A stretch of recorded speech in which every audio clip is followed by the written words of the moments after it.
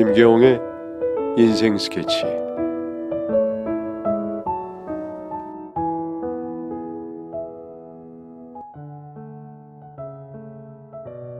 안녕하세요. 저는 결혼한 지 2년차 신혼을 보내고 있는 한 가정의 가장입니다. 이제 막 태어난 우리 아들과 아내, 이렇게 세 식구가 행복하게 잘 살고 있었어요. 그런데 저희는 정말 괜찮은데 양가 부모님들께서 사이가 안 좋으세요. 어디서부터 이야기를 해야 할지 모르겠네요. 우선 이것은 아내도 인정하는 부분이지만 처가 쪽 부모님들께서 약간 피해의식이 있으세요. 어려서 배움이 없다 보니 학력이 부족하고 할 줄 아는 게 없으셔서 변변치 않은 직업으로 적은 급여를 받으며 하루하루 평생을 살아오셨거든요. 그런 그분들께 제 아내는 빚이었습니다. 제 아내가 그래도 공부도 곧 잘하고 이름만 대면 알만한 명문대학도 나왔거든요. 그러다 보니 집에 딸만 둘인데 둘째 딸인 제 아내에게만 집착을 보이셨습니다. 상견례 때부터 우리 딸은 공부시켰으면 법대 나와서 판사가 될 아이였는데 학교 보낼 돈이 없어서 못 보낸 게 한이라는 둥, 학교 다닐 때는 전교 1등을 밥 먹듯이 하며 천재 소리만 듣고 살았다는 둥, 사위에겐 미안한 소리지만 너무 아깝다고 말씀을 하셨지요. 저희 부모님은 장모님의 지나친 딸 자랑에 살짝 당황하시긴 했지만 그만큼 아끼는 딸이다 이 정도로 받아들이시고 그냥 웃어 넘겨주고 말았습니다. 그런데 시간이 지나도 참 지치지도 않으시는지 그 말을 몇 번째 반복하시는 건지 이제는 정말 귀에서 피가 날 것 같더라고요. 그런데 더 놀라운 사실은 나중에 알게 된 사실이지만 아내가 공부를 곧 잘했던 것은 어느 정도 맞지만 전교 1등은 한 번도 한 적이 없으며 반에서만 1등 했다는 점, 그것도 반배정 운이 좋아서 1등을 한 것이지 사실은 어림도 없다며 학교도 정시가 아닌 수시로 내신 성적 관리 잘해서 들어갔답니다. 스스로 정말 창피하다며 자기도 부모님을 말릴 수 없다고 하는 거예요. 장인 장모님께서 참 둘째 딸에게 거는 기대가 크시구나 했습니다. 저에게 보내는 걸 못내 아쉬워하셨으니까요. 장인 어른께서는 아파트 경비를 하고 계시는데 밖에서는 한없이 약하고 집에서는 큰소리 치는 사람이세요. 아내가 어렸을 때부터 그랬다 하더군요. 밖에서 스트레스 쌓인 걸 가족한테 푸는 건지 어딜 가면 숫기도 없어서 말 한마디 못하는 사람인데 집에서는 폭군이셨답니다. 손찌검도 자주 하셨다고 하고요. 아내는 사실 결혼 후 처가에 가는 것을 정말 싫어했습니다. 커오며 부모님의 존재는 언제나 짐이었고 말도 곱게 안 하셨으니까요. 근데 웃긴 게 그러던 장인 장모가 몇 달 전부터 태도가 바뀌셨습니다. 어디서 돈이 난 건지 큰 돈을 버셨다며 본인들이 자수성가했다고 자축을 하셨어요. 그때부터였죠. 주변 사람들을 무시하고 저희 집도 무시하고 억눌렀던 감정의 표출인지 평생 큰돈 못 만져보다가 로또라도 맞은 건지 큰돈이 생기니 사람들이 변하더군요. 저와 아내에게 무시라고 느껴질 법한 말투도 자주 보이셨죠. 그러다 사건이 터지고 말았어요. 저희 부모님 생신날 평소 같으면 교류도 없으시던 장인 장모님께서 직접 연락을 하셔서 허세 가득한 멘트와 함께 고가의 선물을 보내셨더라고요. 명품 가방인데 이게 참 저희 부모님은 이런 거 별로 좋아하시는 편도 아니시고 더욱이 액수가 200만 원은 넘는 물건이라 부담도 크셨죠. 그걸 보면서 막 전화로 본인의 자수성가 이야기를 쉬지 않고 떠드셨나 봐요. 그러면서 사람은 열심히 살면 누구나 성공할 수 있고 복이 온다며 다시 한번 자축을 하셨죠. 저희 부모님도 의아해 하셨어요. 아무리 열심히 한들 단기간에 뭔 큰돈이 생겼길래 저렇게 사람이 바뀌어서 돈을 펑펑 쓸 수 있지 싶으셨던 거죠. 부모님도 로또 생각을 하셨답니다. 그런데 로또는 아니라고 딱 잘라 말했기에 궁금증은 커져만 갔습니다. 고작 2년입니다. 결혼할 당시엔 돈도 없어서 결혼식에 돈도 못 보태고 굽신거리던 사람들이에요. 근데 정작 2년 만에 무슨 수억 원이 생겼는지 저러니 안 이상하겠어요? 심지어는 제 아내와 처형에게도 수백만 원의 돈을 건네며 한 소리를 했답니다. 니들 이름으로 빚냈던 거 이제서야 갚는다며 니들은 좋겠다고 좋은 부모 만나서 이런 소리를 하셨대요. 자기 자랑 가득한 전화에 어떻게 큰 돈을 버셨냐 하면은 다른 말 하나도 없고 자수성가의 비법은 자식한테도 쉽게 알려주는 게 아니라며 그냥 열심히만 살면 된다 하셨다네요. 그러면서 제일 먼저 바뀐 게 장인이 경비를 그만두신 거예요. 정확히 말하면 사고가 있었죠. 경비를 하시던 장인이 어느 순간부터 주민들에게 횡포를 부리셨대요. 쓰레기 분리수거 잘해라. 페트도 안에 내용물 다 깨끗이 씻어서 다시 가져와라. 자기 아파트 단지 앞에 쓰레기 있으면 주민들이 알아서 주워와라. 주인의식을 가져라 등등.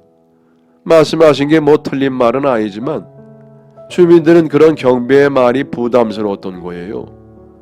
가뜩이나 그 경비는 자기 주장이 약하고 언제나 자신감 없이 굽어지내던 사람이었으니 더 의아할 수밖에요.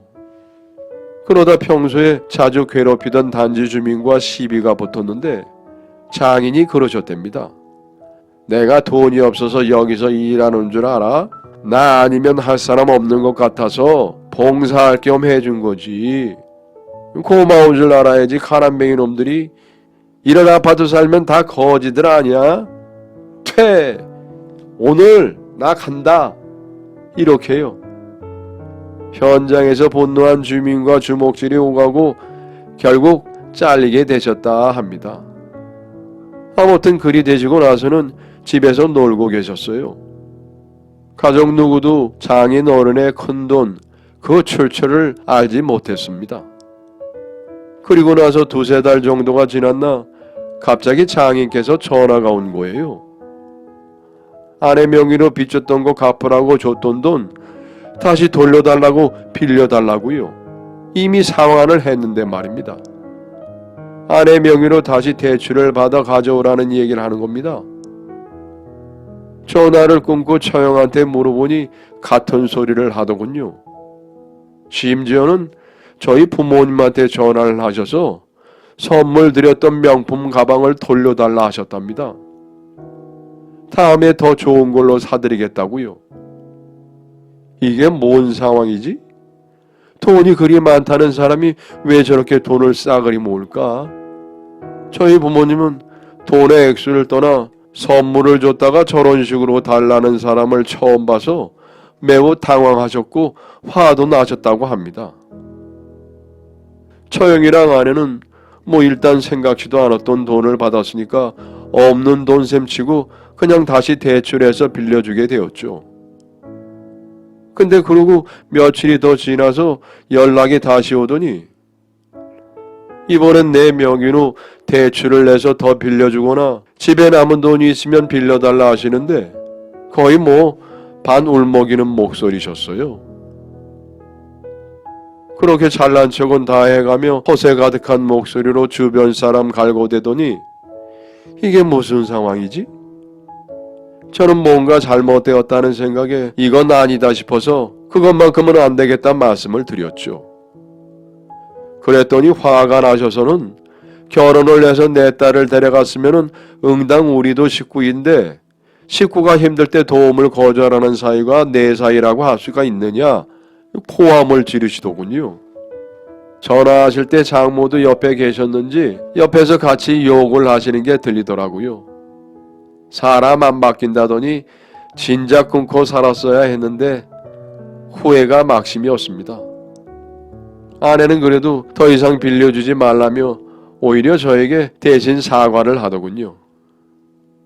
결국 저희 어머님도 기분이 상하셨는지 명품 가방을 처가로 보내버리셨습니다.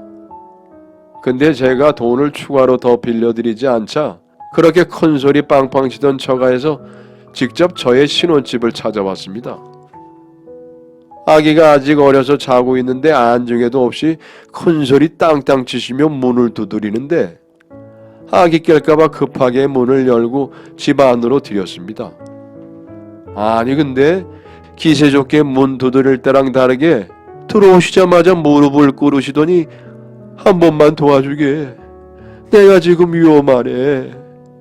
자네가 돈 빌려주고 3달 정도만 기다려주면은 내가 우토까지 얹어서 갚겠네. 제발 한 번만 도와주게. 큰 돈이 필요해.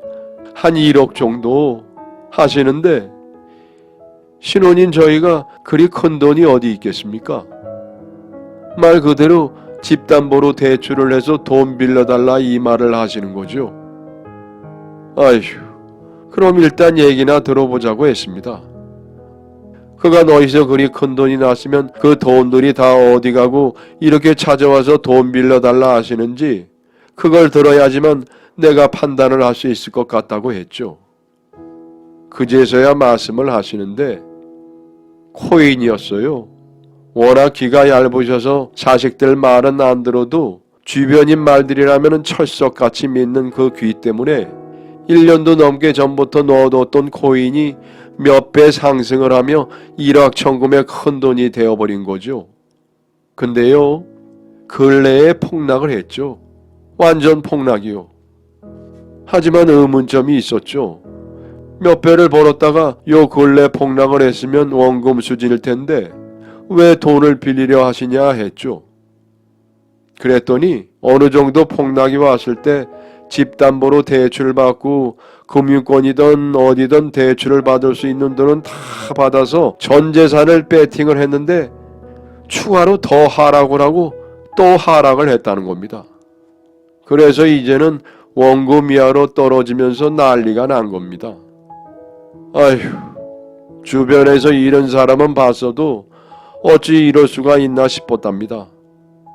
돈 맛을 보면 잊을 수가 없다고 몇 배가 상승했었으니 하락했을 때 매수 기회로 생각하고 아주 다 부어버린 거죠. 그리고 결과는 지금과 같이 거지도 이런 상거지가 없게 되었던 것이죠. 살고 있는 집은 대출금이 풀럭여 있고 원금 이상의 손실이니 갚은 능력은 안 되는데 이자만 늘어만 가고 거기다가 호기 좋게 내지르고 경비도 나와버리는 바람에 지역에서는 성깔 안 좋은 사람으로 소문이 나서 이제 경비도 못합니다. 아휴, 미치겠더군요. 와, 진짜 다음 말을 이어갈 수가 없었어요. 하지만 한 가지 확실한 건 제가 여기서 돈을 더 빌려드리면 안 된다는 사실이었죠. 단순히 빚가리기로 이제 다시는 코인 안 하겠다라는 말씀이셨으면 모를까. 자네가 1억 정도만 해주면 지금 코인 넣어서 1년을 묵히겠다 하시는데 제대로 돌았구나 싶었어요. 겨우 코인으로 돈 벌어서 자수성가니 뭐니 개소리를 하시고 스스로도 코인으로 번 게 떳떳지는 않으셨나 봐요. 자수성가라는 허울 좋은 단어로 포장하신 거 보니까요. 정말 참 모르겠습니다. 어찌하여 일이 된 건지. 저희 어머니는 가방 줬다 빼앗아간 것 때문에 식미가 불편하신데 이 사실을 전해드려야 할지 고민이고요. 하다못해 줬던 선물까지 빼앗아간 거 보면은 궁하긴 하신 모양인데 아내도 저랑 같은 생각이에요. 절대 드리면 안 된다고요.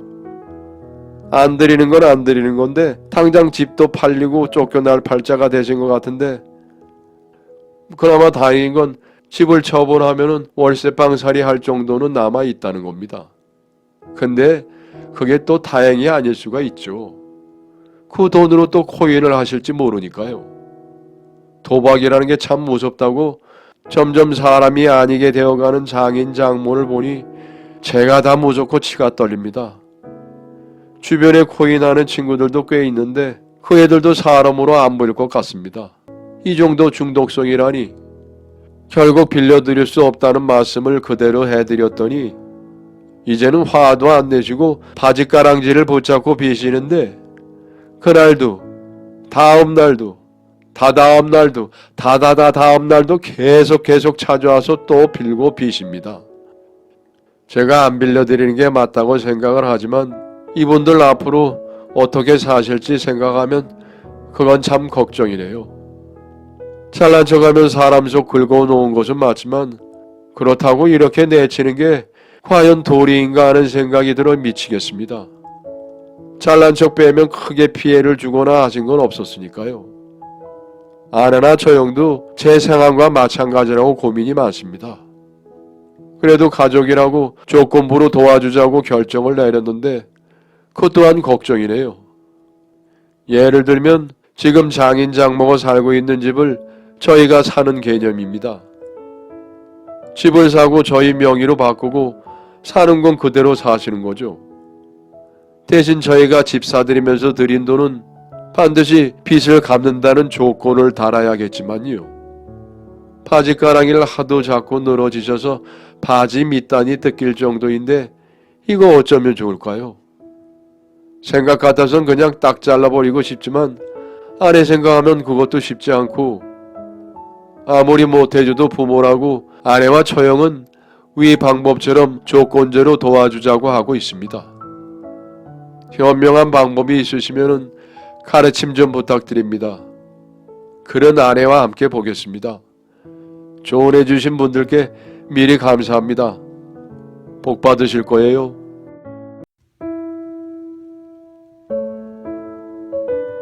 여러분의 사연을 기다리고 있습니다. 내용은 제한이 없고요. 구독과 좋아요는 저에게 큰 힘이 됩니다.